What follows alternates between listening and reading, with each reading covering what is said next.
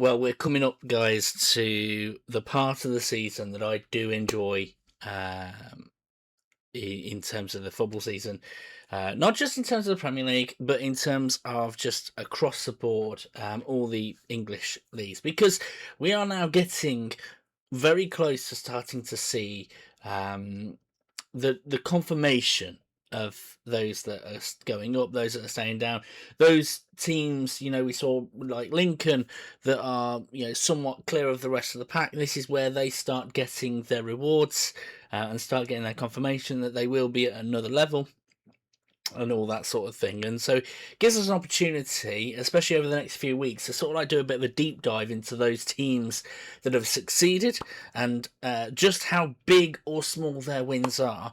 We will do a deep dive into them right now, but this will be like the sort of like the last time that we just start talking about things in general before we start celebrating those achievements. So let's get straight on into the matches going on. We'll focus once again on the Premier League, we'll focus on the Championship, we'll focus on the Champions League, and then we'll look at the tables and how they affect everything there. So let's start off with the Friday matches because it started off with a bang. West Ham United beating Wolverhampton Wanderers 4-0. When the pressure is starting to mount, West Ham are responding. Absolutely incredible stuff. They really showed that they've got the skill and the minerals to be a Premier League team next season and doing really well. Elsewhere in the Championship, Millwall getting a draw against West Bromwich Albion. Good-ish point for West Brom, but kind of Millwall would have wanted a win from this one. We then go on to Saturday, and we had a hell of a lot of matches going on. We started off with an absolute shocker. Bournemouth beating Arsenal 2-1. Bit of a blip or something bigger? We're yet to find out. I don't want to pass judgment too much on Arsenal just yet because, we've got Arsenal versus Man City coming up at the weekend. I want to judge it after that, so we'll hold back on our judgment of Arsenal for now. Brentford 2-2 draw with Everton. Their teams around the same place in the table, and it really showed. Brentford kept on, pressing home the advantage to start off with, getting a 1-0, then Everton drew, and then it was a 2-1, and then Everton drew. It was a good match, good entertaining match. Burnley versus Brighton Hove Albion. Brighton Hove Albion really schooling Burnley. Wasn't really any tension or anything like that in there. And then Liverpool surprising everyone with a 2-0 win over Fulham. We'll do a deep dive into Liverpool in a bit, but that's just how things went. Then we came to the Championship, and again, quite some shocks. Coventry City against Sheffield Wednesday, 0-0 draw.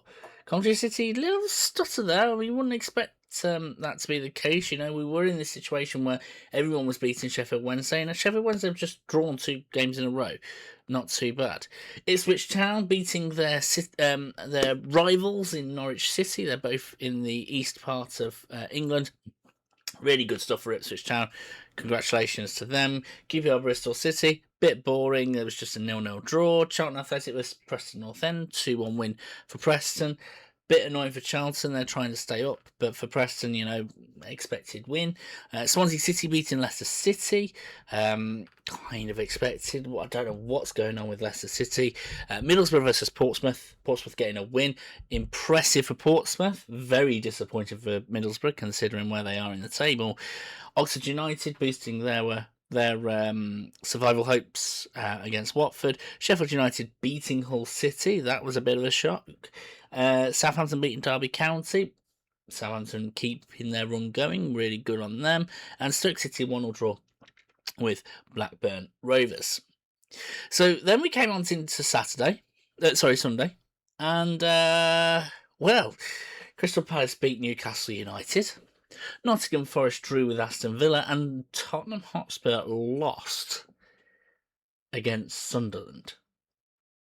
And then Chelsea losing to Manchester City. There was also some crazy matches. I was actually personally watching the Rangers match. Absolutely insane, that one. That was crazy. Birmingham City beating Wrexham 2-0 in the Championship as well. And then I think there was a Monday night game. Yes, there was. Manchester United losing to Leeds United. This is the first real test of Manchester United to see how they restart after getting a run going. But Leeds United, well done. Well done to them. Of course, it didn't stop with the Premier League. We had the Champions League going on as well. Atletico Madrid survived a fight back from Barcelona to go through to the semi-finals. PSG also went through to the semi-finals. Not really a surprise on that one. And then yesterday we had some matches going on. I believe it was just Champions League. Yes, it was. Arsenal through to the next round, through to the semi-finals with a draw against Sporting. And then Bayern Munich and Real Madrid. Really good match between the two of them. Bayern Munich are also through. So we've got Arsenal, we've got Bayern Munich, we've got Atletico Madrid, and we've got PSG. So we have now got, I'm trying to think about this. So Arsenal, Bayern Munich, Atleti, PSG, with the exception of Atletico Madrid, all the others top of their leagues, or competing top of their leagues. We've got one from England, one from Germany, one from France, one from Spain. Oh, I love Champions Leagues like this. Even though I'm gutted that Liverpool went out, I love a Champions League where there's one from each. It makes it a bit special because, with the exception of rival fans, you end up having a thing where it almost feels like a little bit of a World Cup going on, or European Championship, proper European Championship. But anyways. And then we've got matches going on today. We've got the Europa League, we've got the Conference League. Freiburg are through against Celta Vigo. It very much looks like Aston Villa are through, even though it's 30 minutes played. Bologna are going to have to score 4. Nottingham Forest, 30 minutes in, they've got a 1-0 lead over Porto, so they're looking in a good place at the moment. So same with Real Betis. AZ Alkmaar, Shakhtar Donetsk. Shakhtar Donetsk are through to the semi-finals of the Conference League. Big up Shakhtar Donetsk. Athens starting a fight back against Vallecano. See how that goes. Crystal Palace 4-0 now over Fiorentina over 2 legs. So, that looks like it's in their hands. Strasbourg, Mainz. Strasbourg, a little bit of a comeback maybe coming on there. So how does that affect the tables in terms of the Premier League, in terms of the Championship? So let's start off with the Premier League. We've been just looking at all of them just to see who is going up, who's going down. So this is where we currently find ourselves. Now, with Manchester United's loss, that's kind of changed the picture. A few weeks ago, we were in a situation where Liverpool and Chelsea were, it was going to be between them who was going to be 5th and 6th. Well, Liverpool seemed to have joined the fight with Aston Villa and Manchester United. Results go their way. Who knows, right? I'm saying that optimistically. But, we are in an interesting situation where we could now have a tussle for 3rd place. So that picture has already changed.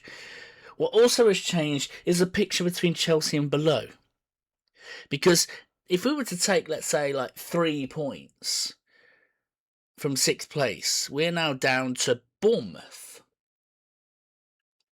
So Chelsea, Brentford, Everton, Brighton, Sunderland, the team that only just got promoted last season, and Bournemouth, all potentially competing for 6th. In fact, it's not too much of a stretch to even include Fulham in there. That is how crazy it is. Certainly very fascinating. I don't want to talk about this big picture in a better way there by talking about what's going on at the bottom, because now with West Ham's win, with Nottingham Forest's draw, with Leeds win, and Tottenham Hotspur losing, they are now 2 points adrift of West Ham. 2 points. And in fact, if you look at that form, they've had worse form than Burnley below them. They've had worse form than Wolverhampton Wanderers below them. The way things are going, it feels more likely that Tottenham Hotspur will finish 20th than them finishing 17th right now. Of course, that's judging the De Zerbi situation. It's crazy. It's actually crazy. But the reason I wanted to bring this up is, look, yeah, it's embarrassing for Tottenham Hotspur. Certainly is, right? I don't think there's any doubt. No one is disagreeing with the fact that it's been an embarrassing season for Tottenham Hotspur.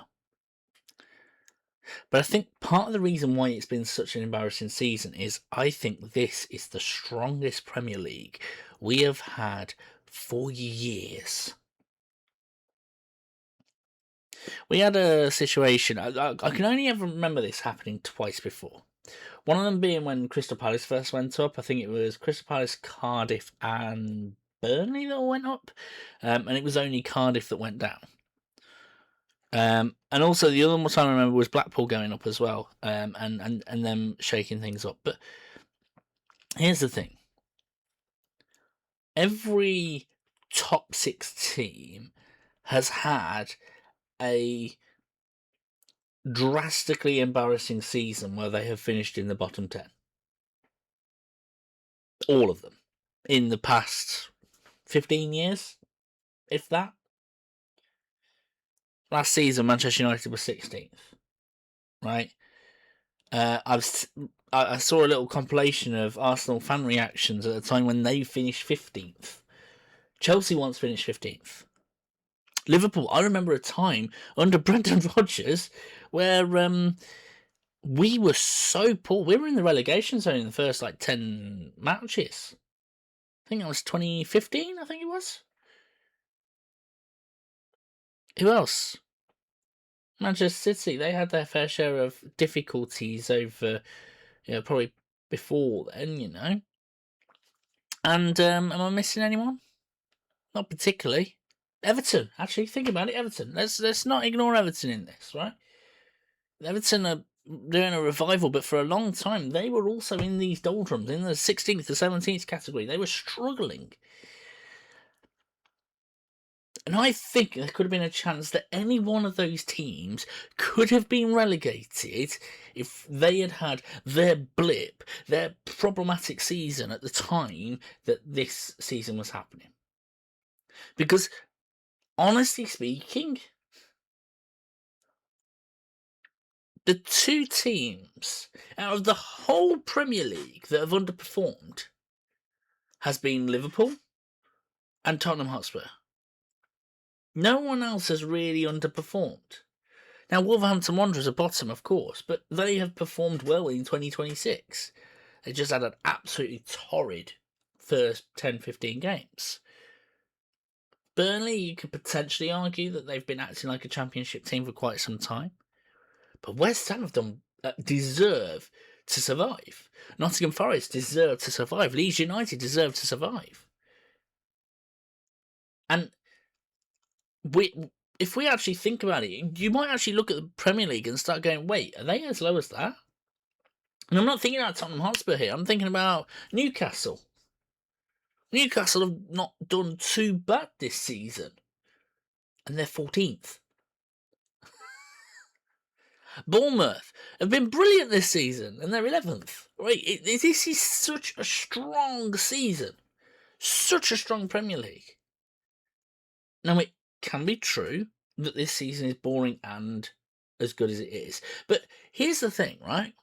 Sunderland are the exact epitome of just how strong this Premier League is. And by the way, Sunderland is the one team I am so proud of in terms of where they are at the moment and where they could be. Because Sunderland is basically the only prediction I've got right at all this season. When it comes to the Fantasy Premier League, I just had a feeling that Sunderland players were going to do well, right? I picked one of the wrong Sunderland players, but this kind of shows the strength of a Premier League team, even one that's only just joined the Premier League, when they do things right.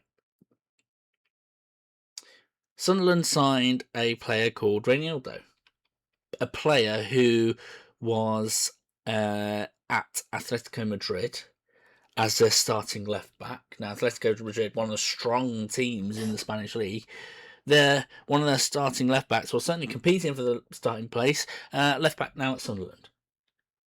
Their right back, Mukiele, Bayer Leverkusen.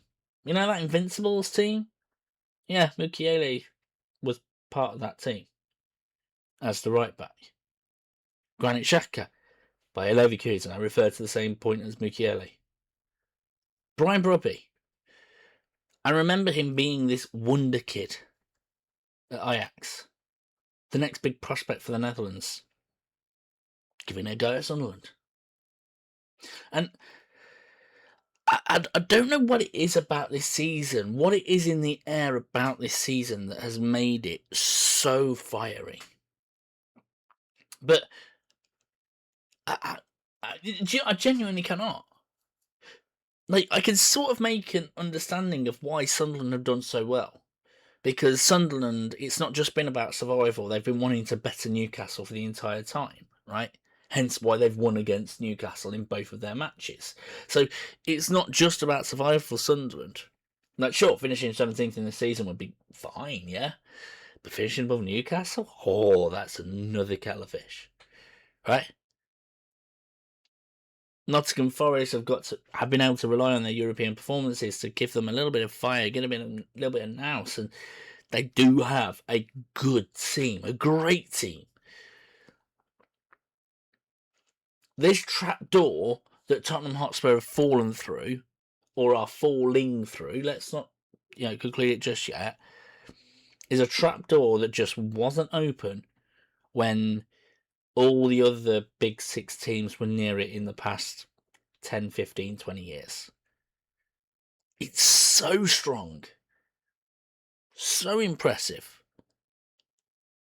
And it's fascinating to see what happens next. I mean, the Liverpool-Fulham game, Liverpool won, right? But Fulham were brilliant. Give them their flowers, right? It's incredible. Actually, when you think about it, it's incredible. I don't think I've ever seen a Premier League where there has been 6 points that separate 6th and 14th. I don't think I've seen a Premier League where it's been so tight and close for that final relegation space. And that is down to how competitive this league has got. And that's the advertisement for the Premier League.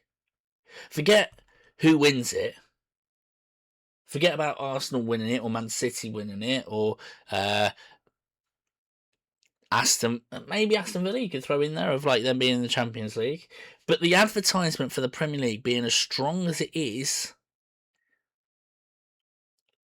how bloody close it is for 6th. How many teams are competing? How many teams could genuinely still have aspirations of finishing in the European places, of playing in the Europa League, the Champions League, the Conference League? It's another level. I'm here for it. It's great. I as much as I don't want to see Liverpool struggle the way that they have this season, I do want to see a Premier League like this, because this is fun. So many backstories. But like I say, Liverpool need to talk about that. And look, we are going to be going back a little bit in the past. We obviously had the PSG match, we had the Fulham match. I want to point out, though, something that Arne Slot said in the press conference the day after we were recording last week's show, talking about how he feels. Where he said this: he feels complete backing from the owners and the fans. And I mean, here's the thing: I was listening to TalkSport where they wanted Simon Jordan's opinion, right? And basically Simon Jordan sort of like turned up his nose at like, why is Arne Slot not being given time? He won the Premier League last season, and he's only 5th. It's not like he's in relegation for or anything like that. He's in 5th. He's all right. He's doing okay. What are you moaning about? And I want to address both of those things, right? Arne Slot's comments, Simon Jordan's comments. Let's start off with Arne Slot. Now, feeling complete backing from the owners, sure. I'm not one of the owners, so, but let's trust that he has spoken to the owners and he gets the complete backing from the owners. The fans, though, that one didn't sit well with me. And I want to, sort of... where is it? There it is. Talk about his comments in full, so that we can talk about it properly, right? So he said this: I'm repeating myself a lot, but I feel a lot of support, not only from the owners, but from Richard Hughes and Michael Edwards. A lot of support from them, but as weird as it might sound, I also feel the support from the fans. In Paris, when the players went out for the warm-up, and after the 4-0 loss against Manchester City, the fans immediately started singing "We Love Liverpool." I think it's fair to say we were outplayed for 90 minutes and they were still singing and clapping for us. I've said it many times, the club knows the period of time we're in, and in the meantime, I feel complete support. Now, let's start off with this. Arne, that is the most crazy take and the crazy conclusion that you can make from the Liverpool fans singing at the end of the game. Firstly, we can fact check the Manchester City one, right? Because after the Manchester City game, a lot of the Liverpool fans left.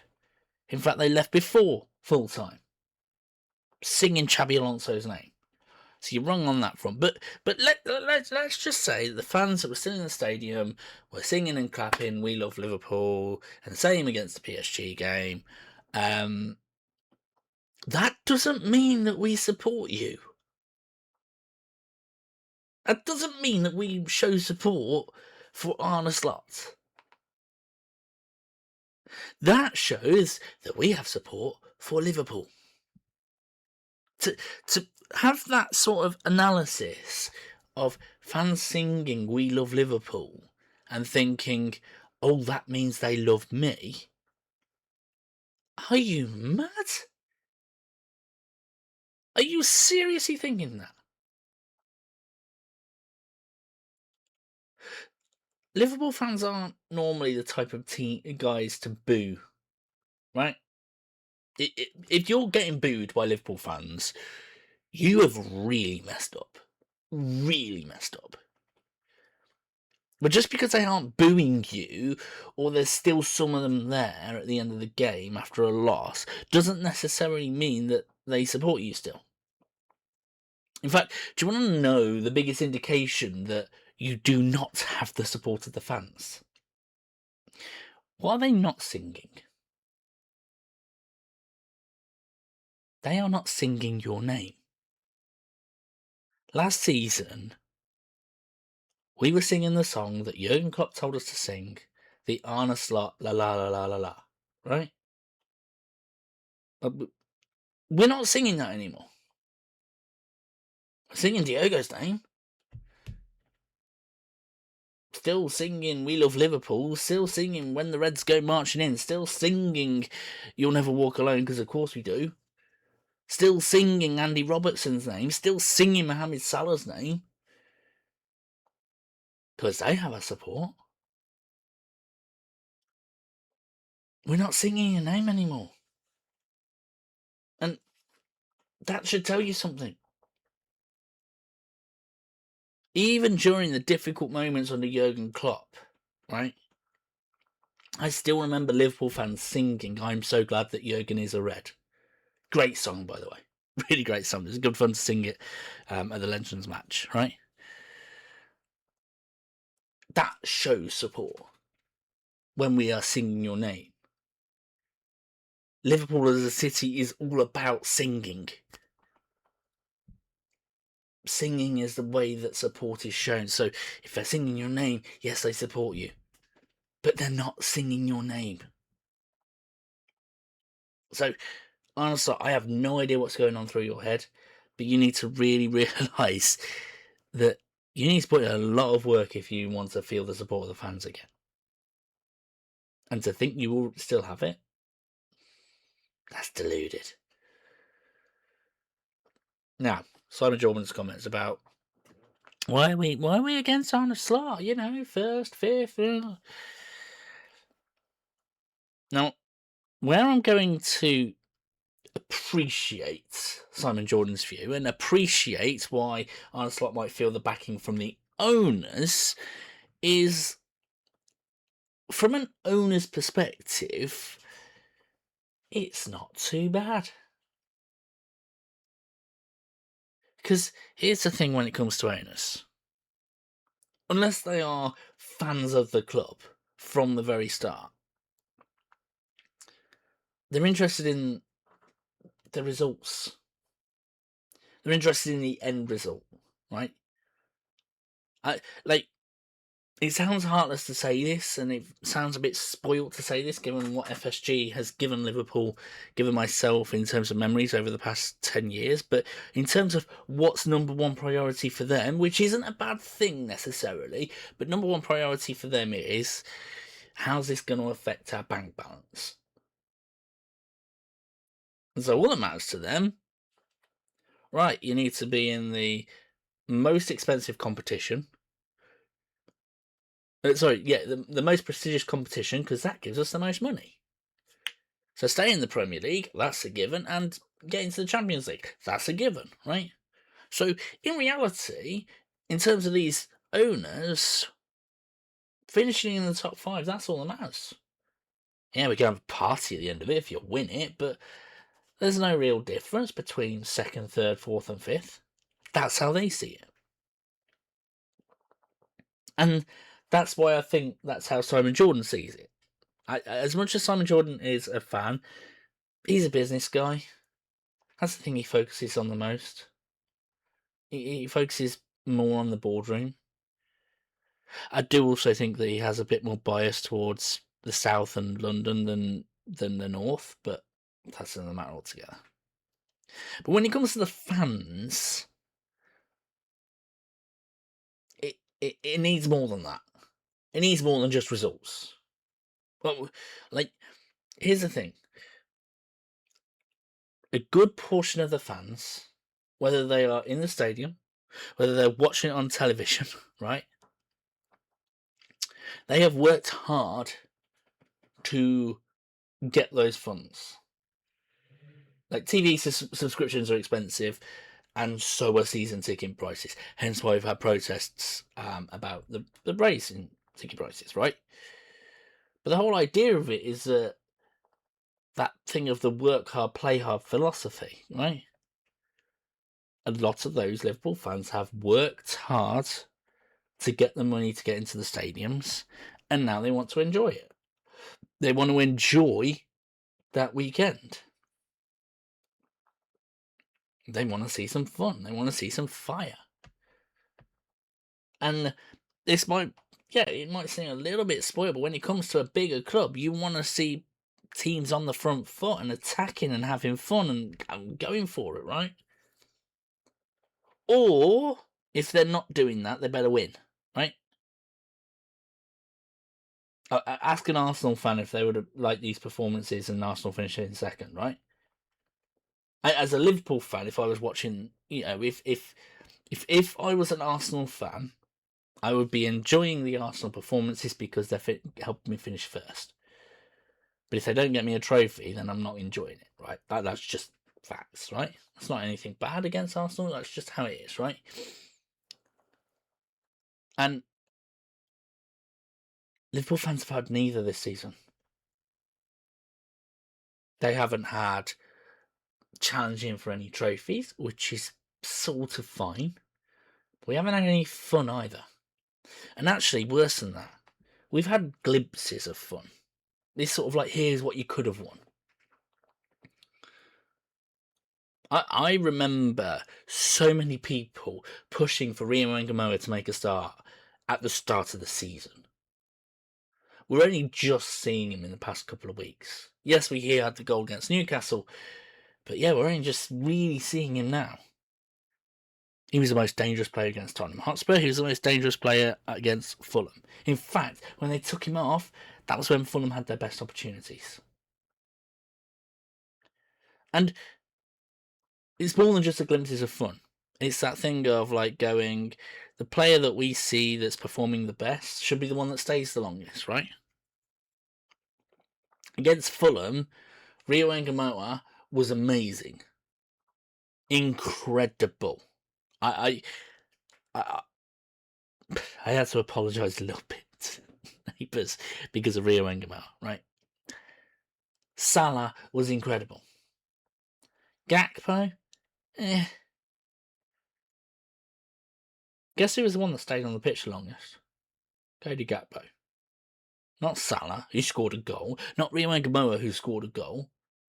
Gakpo.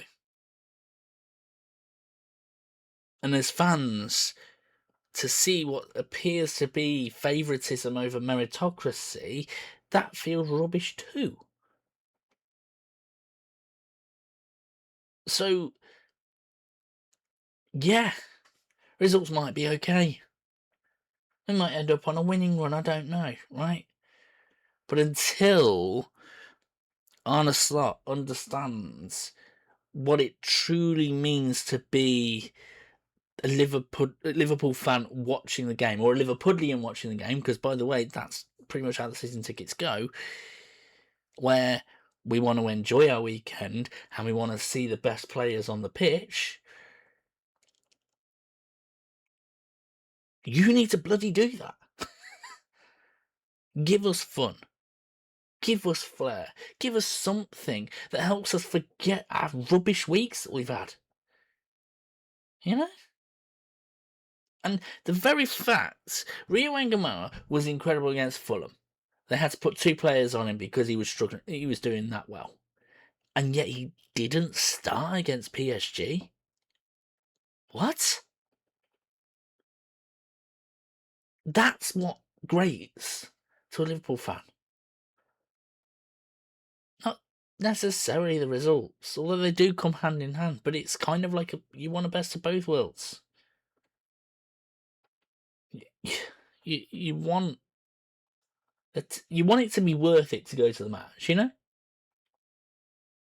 Absolutely worth it. And that's the difference between Arne Slot and Jurgen Klopp. I'm happy to accept that Jurgen Klopp, the season after he won the title, had a rubbish season in terms of results. They did well, and they did a little storming run that helped them finish third that no one expected, and maybe they could do the same this season, right? But there was 2 things that were different about that. First thing that was different was the fact of we had no defenders. Like the injuries we had was insane. We had no Virgil van Dijk for half of the season. This is not this season's Virgil van Dijk. This was elite Virgil van Dijk. We didn't have him. We were relying on 2 19-year-old defenders. We brought in about 3 of them. All of them failed, right? Jurgen Klopp was having to experiment with defensive lines literally every game and got us third. Now, yes, we've had Isak injured. Yes, we've just had Ekitike injured, and that is a rough one, right? But are you really telling me we couldn't have done something with this? Really telling me that? It's bad. So bad. That's why I want Arne Slot out. And I'm not one of the brigade that's always wanted him out. This has only just happened in the past few months of just having that, oh no, he doesn't get it. He really doesn't get it. And it's that thing of, as I don't know if this applies to other fans, but for Liverpool fans especially, right? We want to see passion. We want to see some flair. Now, I have no idea what's the reason behind the fact that Arne Slot is so cold, but we don't want to go full Ange Postecoglou, right? We don't want to be in a situation where, yay, we're having fun, but we're 17th. Somewhere in between. Jurgen Klopp was more than just a manager. He was the spokesman for Liverpool. Not just as a club, but sometimes as a city. Those have been the best managers that we've ever had. That was what made Shankly so great. That was what made Paisley so great. That was what made Fagan so great. That was what made Dalglish so great. That was even what made Benitez so great. There's that sort of passion and also understanding. That Champions League final 21 years ago, right? He understood. And he understood where, like, his fullbacks were, and he could get the passion from elsewhere, and was humble about it. I don't see any of that for Arne Slot. I see him as a brilliant tactician when things are going right, but when things are going wrong, he just doesn't seem to have it. I don't know. That feels harsh to say, but yeah, that's how I feel about it. But anyways, he's probably going to stay for the next 5 years and we'll struggle even further. Anyways, let's talk about upcoming fixtures that we've got. Have we got matches tomorrow? Yes, we do. We've got the Championship, Blackburn Rovers against Coventry City. Now, this is important because when it comes to the Championship, coming here, Coventry City are 12 points ahead of Millwall in third place. Millwall can only get 12 points, so when this is played, if Coventry City just get a point against Blackburn Rovers, they're into the Premier League, and we'll celebrate that next week for sure. I mean, if they haven't got that, I believe, is it here? Yes. Millwall will be playing QPR, so if Coventry City don't get a point against Blackburn Rovers, I'll be hoping that QPR do well. In terms of Premier League, Brentford versus Fulham, I saw how well Fulham performed, but I think Brentford, with their, they've got a bit more attacking nous about them, so I think it's going to be like 2-1. Leeds United beating Wolverhampton Wanderers, I can see that so easily. Newcastle against Bournemouth, that feels like a fight. I think Bournemouth are going to step up a level with Andoni Iraola leaving at the end of the season, so that'll be interesting to see.